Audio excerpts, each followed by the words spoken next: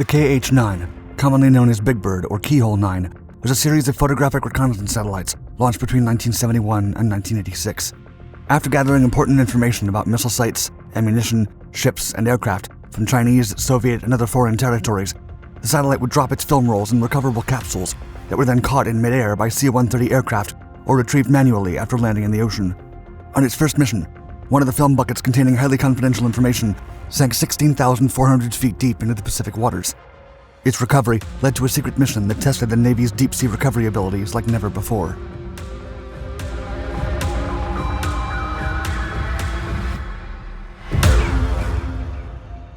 Development. From 1959 to 1972, the Corona satellite program, operated by the CIA and the U.S. Air Force, oversaw almost a dozen reconnaissance missions photographing and surveilling the USSR, China, and other targeted regions with its low-resolution camera. After years of successful service, the National Reconnaissance Office began developing a replacement for the Corona satellites. The objective was to be able to search larger areas with a medium-resolution camera. The KH-9 Hexagon became the NRO's newest recon satellite. It carried two main cameras, and subsequent missions also accommodated a mapping camera. For most of its journeys, the satellite would require 4 re-entry vehicles, with a 5th added for operations that included the mapping camera. Upon flying over the desired reconnaissance area, the Kodak photographic film from the 2 cameras would be sent back to Earth in recoverable re-entry vehicles.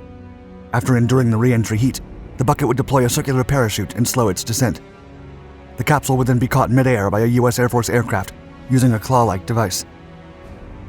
The capsules were also designed to land in the middle of the ocean. To avoid being stolen by other nations, a salt plug in the base would dissolve within 2 days, and the film would sink. From September 1966 to July 1967, the Hexagon subsystems contractors were selected. Lockheed Missiles and Space Company was awarded the contract for the satellite basic assembly, and McDonnell was chosen to develop the re-entry vehicle. Other contractors such as Perkin-Elmer and RCA Astro Electronics divisions were selected for different subsystems. The Hexagon had a 1,350-pound film supply, the largest of any other American satellite ever created at the time of its construction, and over 1,000 people worked on its development. The Hexagon's ground testing was completed in May of 1971.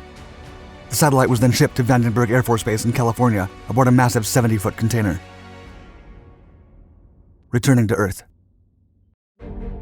On June 15, 1971, the first Hexagon mission was launched.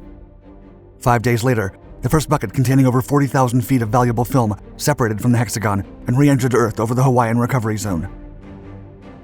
According to several C-130 Hercules pilots responsible for conducting the film's mid-air recovery, the capsule's parachute malfunctioned, and they witnessed how it landed on the water. Luckily, a set of divers retrieved the capsule before it sank. Imagery received from this first bucket covered more than 60% of all known Soviet missile sites. A set of photographs taken as the Hexagon flew over Albania also allowed the identification of the country's entire inventory of aircraft and ships. 6 days later, on June 26th, a second bucket containing 52,000 feet worth of film footage was successfully caught by an aircraft. On July 10th, a third bucket's parachute malfunctioned, and the 1,100-pound capsule hit the ocean, sinking 16,400 feet upon impact. Accounts vary on what actually happened, and crew members waiting in ships and aircraft reported contradictory signals to each other. A helicopter crew spotted the drogue parachute with the strap hanging off, indicating that the main capsule had become detached while on re-entry. The men saw the object hit the water and then sink. When ship crews arrived at the area, they discovered discolored water from a location dye marker and bubbles without debris. Because of the parachute issues encountered on the first buckets and the third capsule's apparent loss, Hexagon operators placed 50% less film roll aboard the fourth and final bucket to reduce its weight. On July 16th, the bucket was safely recovered, reporting no issues. Even though the first KH-9 Hexagon mission was considered an astounding success, losing the third capsule was disappointing. However, a sudden possibility of recovering the device brought new hope. A recovery mission. During one of the tests run by Eastman Kodak during the Hexagon project test trials, a 10,000-foot sample film roll was sunk into simulated Pacific seawater at deep sea-like pressure. The team found that the sample was still usable after 5 days underwater. As soon as the KH-9 Hexagon mission was over, NRO officers began pondering the idea of recovering the third bucket. The value of the recovered footage was worth the risk. An Army major working for the NRO sent a message to the Undersecretary of the Air Force and Director of the office, John L. McLucas, summarizing the importance of retrieving the bucket, no matter the cost. He stated that, quote, The potential gains from the recovery of RV-3 would far outweigh the moderate funding required. It is appropriate that an attempt be made. In a July 27th meeting, CIA Hexagon Sensor Subsystem Program Director Donald Patterson concluded that recovering the third bucket was feasible. It was highly likely that the film would still be usable, albeit with a slight degradation. In late July, the NRO began developing a plan to retrieve the bucket with the help of the U.S. Navy. Together, they planned a bold rescue mission that would become the deepest underwater operation of its kind ever conducted. To ensure the highly classified payload safety and keep sunlight from damaging the film, the capsule would have to be retrieved at nighttime. At 120 feet before reaching the surface, a team of divers would cover the object with dark fabric before transferring it to a ship. According to high intelligence officials, the operation was a win-win for both the Navy and the NRO. The decision to attempt the retrieval stemmed from both the film's high intelligence value and further exploring the capability of deep oceanographic recovery. To accomplish this goal, the Navy would use their state-of-the-art Trieste 2 deep-sea vehicle. Third time's the charm.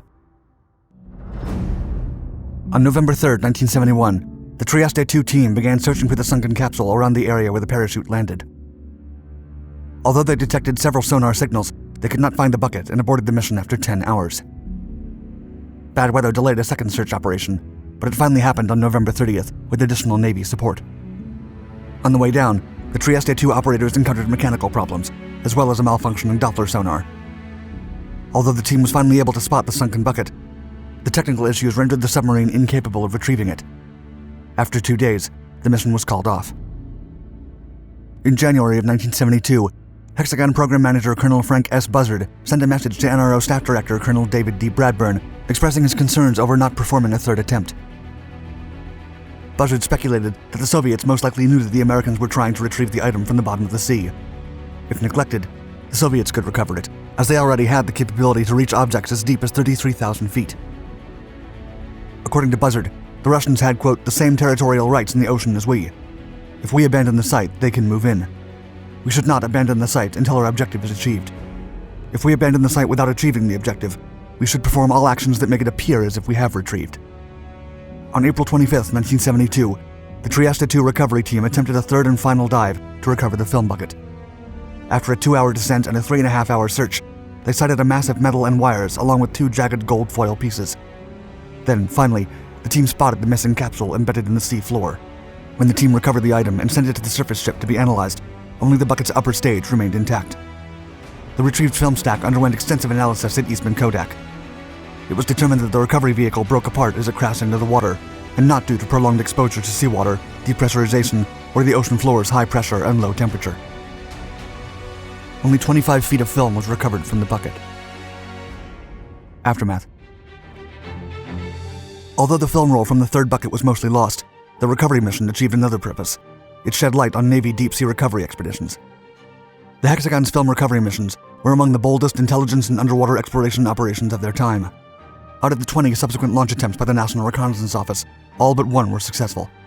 Throughout the KH-9 Hexagon program's life, the individual satellite's durability increased steadily. The final Hexagon was launched in April of 1986 and operated for 275 days.